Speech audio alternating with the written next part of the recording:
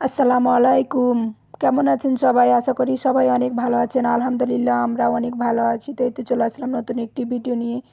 তো আমি সারাদিন কি করি না করি সেটা আমি আপনাদের ব্লগ আকারে আপনাদের সাথে আমি শেয়ার করি। আমার কাজকর্মগুলো আপনাদের সাথে তুলে ধরি। আর আপনারা যেহেতু আমার ভালোবাসার মানুষ, আমার ফ্যামিলি, সেহেতু আপনাদের সাথে শেয়ার না করে পারা যায় না। তো চলে আসলাম নতুন একটি ভিডিও নিয়ে। তো দেখতে থাকুন। তো আমি সকাল সকাল ছেলেকে প্রাইভেটে রেখে আসলাম। তো ছেলেকে আমি আগাই দেবো, ছেলে চলে যাবে। অনেক দিন পর ছেলে প্রাইভেটে যাচ্ছে, তো একা একাই বলছে আম্মু আমাকে একটু রেখে আসো। তো আমি বলছি যে আব্বু রোজা করে তো অত দূর আমি যেতে পারবো না, তুমি একাই যাও। তো বলছে ঠিক আছে। তো তারপরে এখানে দেখুন 4টা কবুতর অনেক সুন্দর লাগছে মাশাল্লাহ। তো আমি আপনাদের সাথে শেয়ার করতেছি কবুতর 4টা অনেক সুন্দর লাগছে। যে তারপর আমি ছেলেকে রেখে এসে আমি এখানে ডাল ভিজাতে দেওয়া হয়নি, ভুলে গেছিলাম। তো এখানে আমি ডালে ভিজাবো, তার জন্য পানি ঢেলে নিয়েছি। তারপর আমি ডালকে পরিমাপ মতো দিয়ে দিব, তারপর হচ্ছে ভিজাতে দিব। কারণ হচ্ছে বিকাল 3টা বাজলে তো আমাকে ডাল বাটতে হবে, তারপর হচ্ছে ভিজবে না, তার জন্য আমি ডালটাকে ভিজিয়ে দিচ্ছি। আর এই ডালের বড়াটা আমার ছেলে অনেক পছন্দ করে, কারণ সে অসুস্থ হওয়ার পর থেকে আমরা প্রতিদিন এই বড়াটা আমাদের বাসায় বানানো হয়। তো ছেলেটা আমার অনেক পছন্দ করে, তো তার জন্য হচ্ছে আমাকে প্রতিদিন এটা বানা লাগে। আর বাড়ির জিনিস আসলে খেতে অন্যরকম একটা টেস্ট হয়। তারপর এখানে হচ্ছে মুরগি নিয়েছিলাম 2টা, তো মুরগি 2টাকে আমি পরিষ্কার করে নিব এখানে।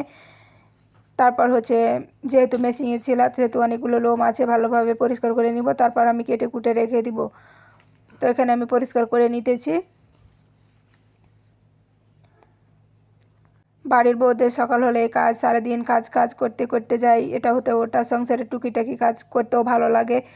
আপনাদের সাথে আমি শেয়ার করে থাকি, কি করি না করি সেটা আপনাদের সাথে শেয়ার করতে আমাকে অনেক ভালো লাগে। তো এখানে আমি মুরগিটা কেটে নিতেছি। আসলে আপনারা যেহেতু আমার মানে ভালোবাসার মানুষ, সেহেতু হচ্ছে আপনাদের সাথে আমি সব কিছু শেয়ার করে থাকি। ভালোটা খারাপটা দুদিকেই আমি, ভালো রান্না করলেও সেটা শেয়ার করি, বা শাক রান্না করে ডাল রান্না করেও আমি হচ্ছে ভর্তা করলেও আমি সেটা শেয়ার করি আপনাদের সাথে। তো এখানে আমার মাংস কাটা হয়ে গেছে, তো আমি এখন ফ্রিজে রেখে দেবো। আর রান্না করার জন্য এখানে আলাদা করে রাখলাম।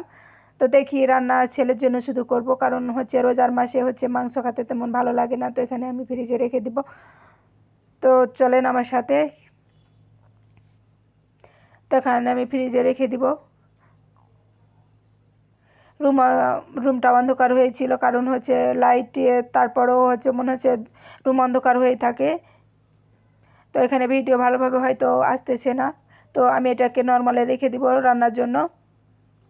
আসলে রমজান মাসে মনে হয় কাজই শেষ হয় না, সকাল হলে কাজ, দুপুরে রান্না হয় না, তারপরে মনে হচ্ছে কাজের পর কাজ। তারপর আমি তো রান্না চাপিয়ে দিয়েছি।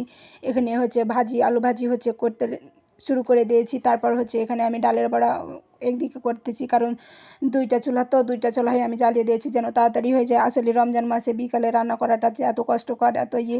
তারপর আমার এখানে হচ্ছে বড়া করা কমপ্লিট। তারপর হচ্ছে আমি থালা বাসনটা মেজে নিব, তারপর ইফতারি রেডি করব, শরবত রেডি করব। তার জন্য আমার ছেলেকে বললাম যে তুমি হচ্ছে ঠান্ডা পানিগুলো চাপো। তারপর হচ্ছে আমি আজকে শরবত বানাচ্ছি। তারপর এখানে আমি থালা বাসন ধুয়ে নিব। তারপর হচ্ছে আমি যাবো, শরবত বানাবো, ইফতারি রেডি করব। আমার শ্বশুর আব্বু চলে আসবে, তারপর হচ্ছে সবাই ইফতার করবো, বেশি সময় নাই। তার জন্য আমি তাড়াতাড়ি করে থালা বাসনটা মেজে নিতেছি। আসলে নিজের সংসারে নিজের কাজ নিজেই করতে খুব ভালো লাগে। কারো হেল্প, কারো করলে ভালো লাগে না। তো আমি আমার কাজ নিজেই করি, একাই ভালো লাগে করতে। তো ভিডিওটি এ পর্যন্ত, ভালো থাকেন, সুস্থ থাকেন সবাই। আল্লাহ হাফেজ। সবাই আমার জন্য দোয়া করবেন। বাই।